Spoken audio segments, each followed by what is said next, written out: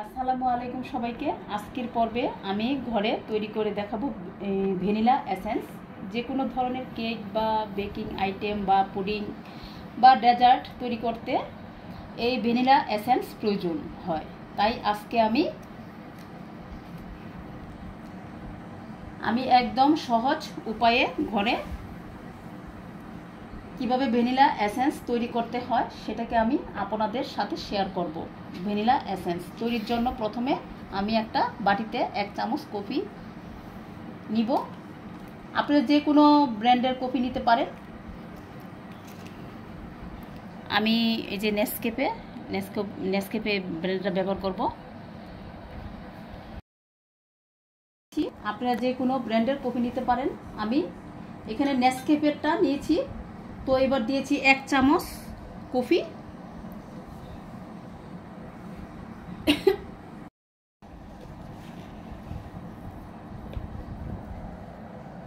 এখন চিনি দিয়ে দিব 1 চামচ।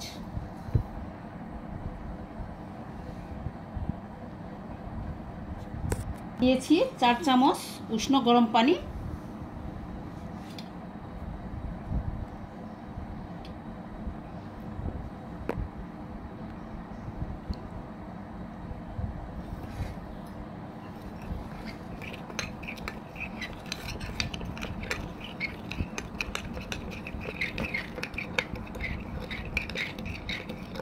আর পানিটা কিন্তু বেশি গরম নেওয়া যাবে না।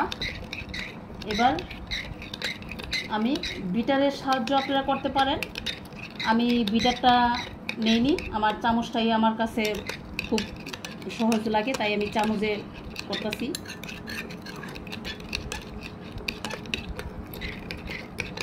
আপনারা বিটারের সাথে চামচও ব্যবহার করতে পারেন।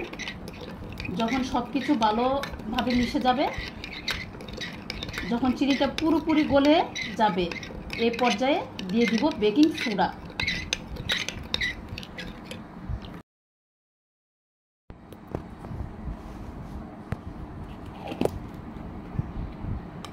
যেটাকে আমরা খাবার সোডা বলি।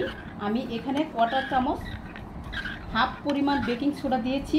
বেকিং সোডা দেওয়ার পর কালারটা একটু চেঞ্জ হয়েছে এবং ফেনা ফেনা হয়ে আসছে এবং সব কিছু ভালোভাবে মেশানো হয়ে গেলে এটাকে আমি 2 ঘন্টার জন্য ঢেকে রেখে দিব। ফিরে আসছি 2 ঘন্টা পর। তৈরি হয়ে গেল ভ্যানিলা এসেন্স। আপনারা এটাকে যে কোনো জারে বা বোতলে রেখে দিতে পারেন। দেখলেন তো কত সহজে ভ্যানিলা এসেন্স তৈরি করা যায়। আশা করি আমার আজকের রেসিপিটা ভালো লেগেছে। তো আপনারা সুস্থ থাকবেন, ভালো থাকবেন। খুদা হাফেজ।